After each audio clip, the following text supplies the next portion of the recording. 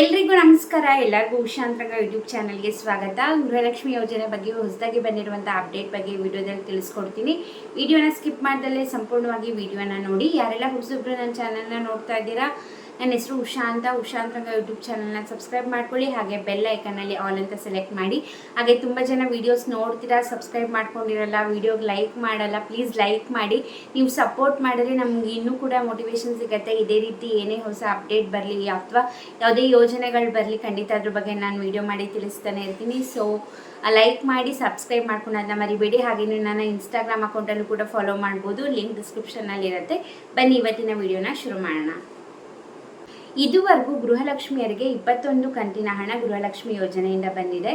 So ಮೊನ್ನೆ ಮೀಡಿಯಾದವರು ಲಕ್ಷ್ಮೀ ಹೆಬ್ಬಾಳ್ಕರ್ ಅವ್ರನ್ನ ಕೇಳಿದ್ದಾರೆ. ತುಂಬಾ ಕನ್ಫ್ಯೂಸ್ ಆಗ್ತಿದೆ ಫಲಾನುಭವಿಗಳಿಗೆ.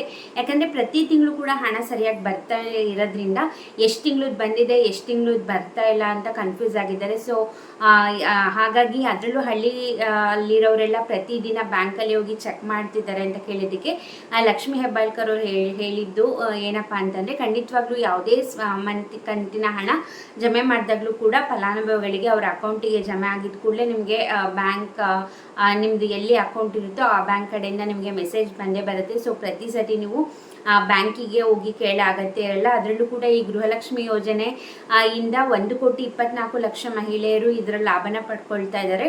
ಸೊ ಹಾಗಾಗಿ ಇದುವರೆಗೂ 21ನೇ ಕಂತಿನ ಹಣದವರೆಗೂ ಕೂಡ ಹಣ ಜಮೆ ಮಾಡಿದ್ದೀವಿ. ಅತಿ ಶೀಘ್ರದಲ್ಲೇ 22 ಹಾಗೆ 23ನೇ ಕಂತಿನ ಹಣ 4,000 ರೂಪಾಯಿ ಒಟ್ಟಿಗೆ ಜಮೆ ಮಾಡ್ತೀವಿ ಅಂತ ಹೇಳಿದ್ದಾರೆ. ಹೇಳೋಕ್ಕಾಗಲ್ಲ, ದಸರಾ ಟೈಮಲ್ಲಾದರೂ ಮಾಡಿದ್ರೂ ಮಾಡ್ಬೋದು. ಬಟ್ ಪ್ರತಿ ಸತಿ ಇದೇ ಥರ ಹೇಳ್ತಿರ್ತಾರೆ, ಹಣ ಜಮೆ ಮಾತ್ರ ಮಾಡ್ತಾ ಇಲ್ಲ. ನೋಡೋಣ ಏನಾಗುತ್ತೆ ಏನು ಅಂದ್ಬಿಟ್ಟು. ಯಾಕಂದರೆ ವರಮಹಾಲಕ್ಷ್ಮಿ ಹಬ್ಬದ ಟೈಮಲ್ಲಿ 21ನೇ ಕಂತಿನ ಹಣ ಹಾಕಿದ್ದು, ಆಮೇಲೆ ಗಣೇಶ ಹಬ್ಬಕ್ಕೆ ಹಾಕ್ತೀವಿ ಅಂತ ಹೇಳಿದರು, ಅವಾಗ ಹಾಕಲಿಲ್ಲ. ಈಗ ಅತಿ ಶೀಘ್ರದಲ್ಲೇ ಅಂತ ಹೇಳಿದ್ದಾರೆ.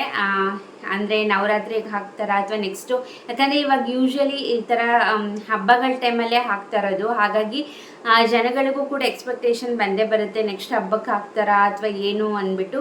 ಇವಾಗ ಅವ್ರು ಹೇಳ್ತಿರೋದು ನವರಾತ್ರಿ ಅಂತ ಕೂಡ ಅವ್ರು ಏನು ಮೆನ್ಷನ್ ಮಾಡಿಲ್ಲ. ಅತಿ ಶೀಘ್ರದಲ್ಲೇ 2 ಕಂತಿನ ಹಣ ಜಮೆ ಮಾಡ್ತೀವಿ ಅಂತ ಹೇಳಿದ್ದಾರೆ. ಅವ್ರು ಹೇಳ್ದಂಗೆ 2 ಕಂತಿನ ಹಣ ಮಾಡ್ತಿದ್ರು, ಅಟ್ಲೀಸ್ಟ್ 1 ಕಂತಿನ ಹಣ ಹಾಕಿದ್ರು ಕೂಡ ಖಂಡಿತ ಮಹಿಳೆಯರಿಗೆ ಖುಷಿ ಆಗುತ್ತೆ ಅಂತಲೇ ಹೇಳ್ಬೋದು. ನೋಡೋಣ ಏನಾಗುತ್ತೆ ಏನು ಅಂದ್ಬಿಟ್ಟು. ನೀವೀಗ ಕಮೆಂಟ್ ಸೆಕ್ಷನಲ್ಲಿ ತಿಳಿಸಿ, ನಿಮಗೆ ಏನು ಅನಿಸುತ್ತೆ, ಯಾವಾಗ ಹಾಕ್ಬೋದು, ನವರಾತ್ರಿ ಹಬ್ಬಕ್ಕೆ 4,000 ರೂಪಾಯಿ ಹಣ ಹಾಕ್ತಾರಾ ಇಲ್ಲ ಏನು ಅಂದ್ಬಿಟ್ಟು ಕಮೆಂಟ್ ಸೆಕ್ಷನಲ್ಲಿ ತಿಳಿಸಿ. ಇದಾಗಿತ್ತು ಇವತ್ತಿನ ವಿಡಿಯೋ. ಹಾಗೆ ನಾನು ಹಿಂದಿನ ವಿಡಿಯೋದಲ್ಲಿ ಡಿಜಿಟಲ್ ರೇಷನ್ ಕಾರ್ಡ್ನ ನೀವು ಹೇಗೆ ತಗೋಬೋದು ಅನ್ನೋದ್ರ ಬಗ್ಗೆ ಕೂಡ ನಾನು ವಿಡಿಯೋ ಮಾಡಿದ್ದೀನಿ. ದಯವಿಟ್ಟು ಅದನ್ನ ಕೂಡ ಚೆಕ್ ಮಾಡಿ. ಹಾಗೆ ಇದೇ ಥರ ಅಪ್ಡೇಟ್ಗೋಸ್ಕರ ಸಬ್ಸ್ಕ್ರೈಬ್ ಮಾಡ್ಕೊಳ್ಳೋದನ್ನ ಮರಿಬೇಡಿ. ಹಾಗೆ ವಿಡಿಯೋ ಇಷ್ಟ ಆದರೆ ಲೈಕ್ ಮಾಡಿ. ಇಷ್ಟೊತ್ತು ವಿಡಿಯೋ ನೋಡಿದ್ದಕ್ಕೆ ಥ್ಯಾಂಕ್ ಯು ಸೋ ಮಚ್. ನಮಸ್ಕಾರ.